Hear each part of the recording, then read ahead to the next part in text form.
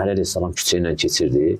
Gördü küçənin kişiləri, cavanları yığışıb durublar küçədə. Düz küçənin ortasında. Bir dənə xanım gəlir, keçir. Yadına gələr qədim xanımlar küçəyə çıxanda görəndə kişi xeylağı gəlir.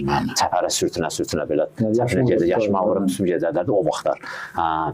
Deməli bu xanım gəlir, görür heç belə də keçməlidir. Qaydırdalı Əli Əleyhisselam çəkir qılıncı. Çəkir qılıncı, səhabələr güclə sakitləşdirir. Ya Əli bağışla sən imamsan filansan. Neçə dənə şərt qoyur. Ondan sonra deyir mən keçərəm bunların günahını. Bilir, sizi bir də burada yığışan görməyib. Cəmaatın yolunu kəsməyin. Cəmaatın yolunu kəsməyin. Damlarınızın navalçasının başqasının həyatını eləməyin. Öz həyatınızı axıdın. Ayaq yolunun, ambarların, yəni küçələrin, cəmaatın 6 sot, 10 sot, 15 sot həyatı var.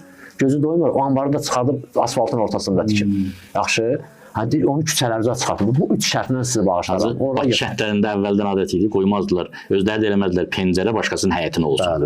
Həmin o şeylərdən gedir. Suyu, yağışsızın suyunu küçəyə buraxmayın, ambarlarınızı küçəyə çıxartmayın, bir də sizi yığışıb burada görə. Onda deyir ki, Əli Əleyhisselamı güclə sakitləşdirdilər. Yəni o ictimai məsələ. Həqiqətən